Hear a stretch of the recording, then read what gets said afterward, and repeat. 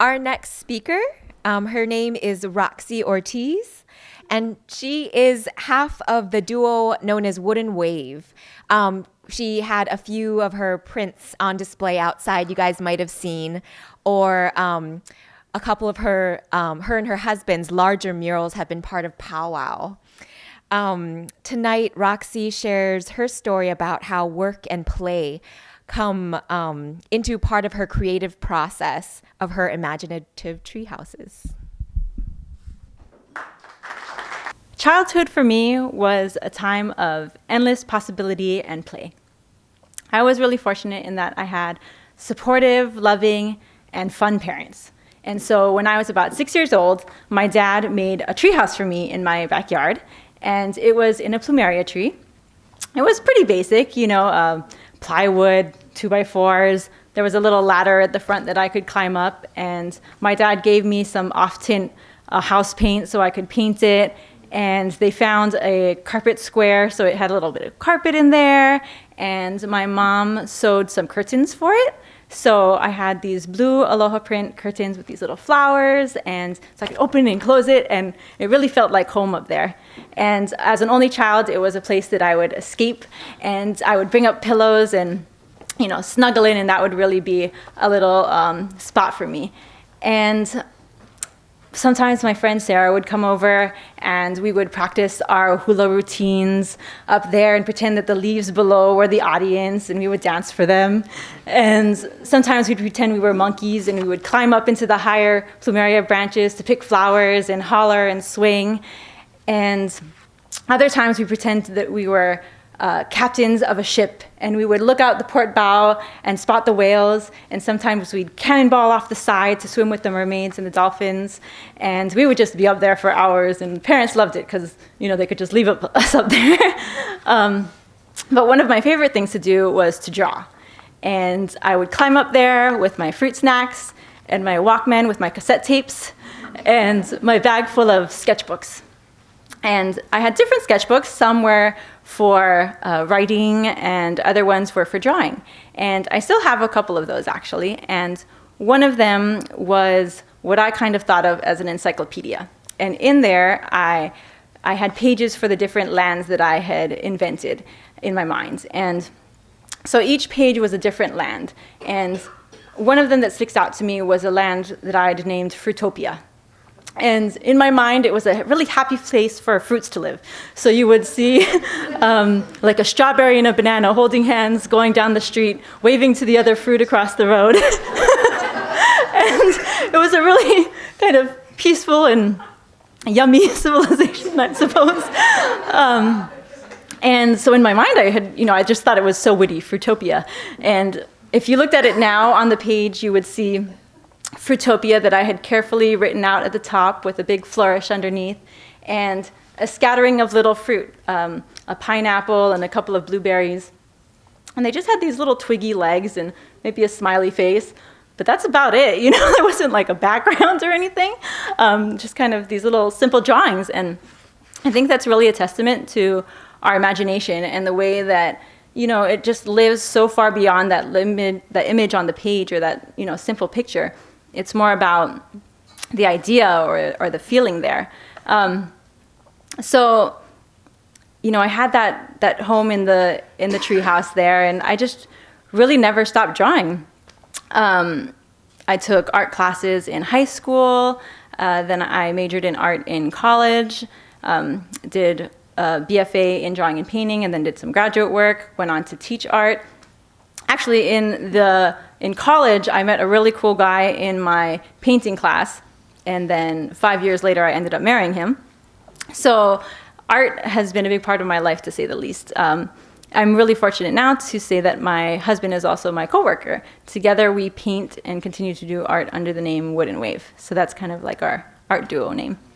And we feel really lucky that a big part of our work is that we get to paint murals. And those murals are oftentimes of tree houses. And so if you've seen our prints outside, or maybe you've seen our murals around town, there are these treehouse communities, and they're meant to kind of be sustainable in the habitat that we put them in. So they might include solar panels, or water catchment systems, aquaponics, rooftop gardens, things like that. And we try to be kind of quirky or whimsical sometimes in the tree houses that we create. We have a lot of fun playing around with those kinds of things. So, for example, one of the treehouse structures that we've created is in the shape of Yoda from Star Wars. And for his treehouse, the furrows of his brow are actually vegetable plants in garden rows, and his big heavy eyelids are solar panels.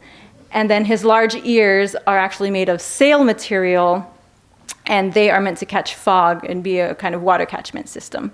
So that's the kind of thing that we like to put in our tree houses. We like to make things that are functional, but also, not just visual, but they have some kind of purpose. So, that's kind of our sustainable treehouse aspect too. So the idea is if you were going to live in a treehouse, what would you need? So they have, those functions for energy. You're going to need to eat, so you need food. But then ideally, you're also enjoying yourself while you're living your life, right? So that's just as important. And this is where we really tried to think deeply. We grew up in the 80s and 90s, so a big inspiration for us was the movie Hook. And this is a story where Peter Pan is played by Robin Williams, and there's these colorful clubhouses, and the Lost Boys are just having a great old time, and that to us was the ultimate icon of adventure. And so the actual mantra that my husband and I work with is whenever we're kind of starting a piece or really getting into one and getting stuck, we go back to that one mantra, and that is, if Peter Pan was a LEED certified architect, what would he build? and this is true, this is what we actually say to ourselves. So we're really trying to pump up the fun factor to the max. And so the way we do that is we include half-pipe skate ramps, tire swings, trampolines. Our most recent mural that we did, we had a roller coaster in it.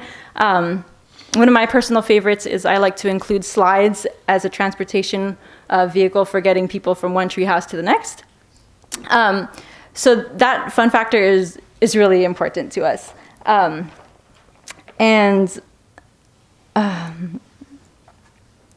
So one of the things that's really fun is when people come up to our murals and they start interacting with the wall.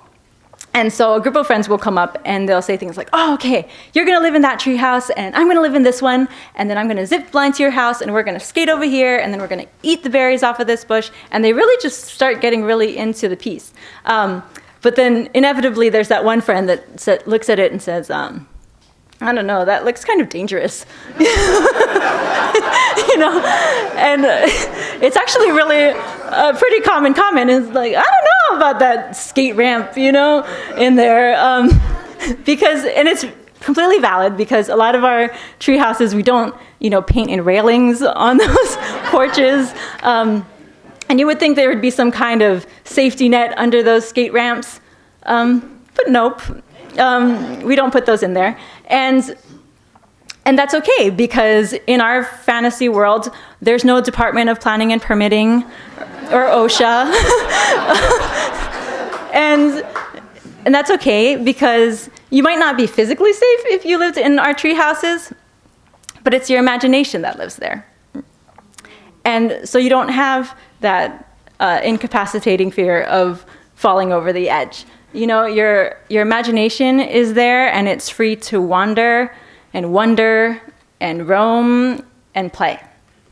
And what we think of is that it's a place where we aren't insecure or scared to say what we think, or to sing out loud, or to reveal our true feelings. Like when you watch young kids, they really don't care what other people think, and they just really want to express themselves, sometimes very loudly. Some might say too loud. But I think that when we grow up, a lot of times we learn how to behave, and that's a good thing. We need to know how to be appropriate in certain situations and things like that. But I think a lot of times we lose a part of ourselves that's really creative or expressive or exuberant. It gets suppressed or rejected. or forgotten. And that's why it's a goal of our work, and it's really important for us to try and bring about that, unbridled creativity that you had when you were a kid. And our goal is to bring about that nostalgia, that sense of joy, that youthful vitality.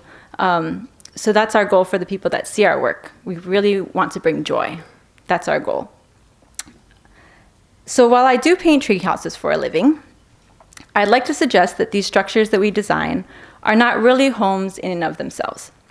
Yes, they have roofs and windows and doors, but they're merely a vessel for your imagination and your ideas. And without you to populate it, it's really just an empty shell.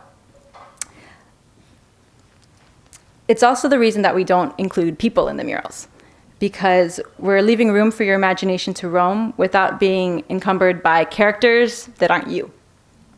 These landscapes have been cleared and ready for your imagination to move in. We want you to wander through it, to unleash that inner child that explores the space with giddy excitement. Drop into that half pipe, even if you don't know how to skate in real life. And you see that mega tire swing that's ridiculously dangerous hanging over the valley, just go for it. Because there, your imagination is the real home. Your imagination is the real home, and there you can do anything. I've come to realize that the imaginative space has always been a home for me. Now and then, and I think back to that girl that I was playing in the treehouse with my sketchbooks, drawing, and I think if she could look at what I'm doing now, she'd be really happy. Thank you.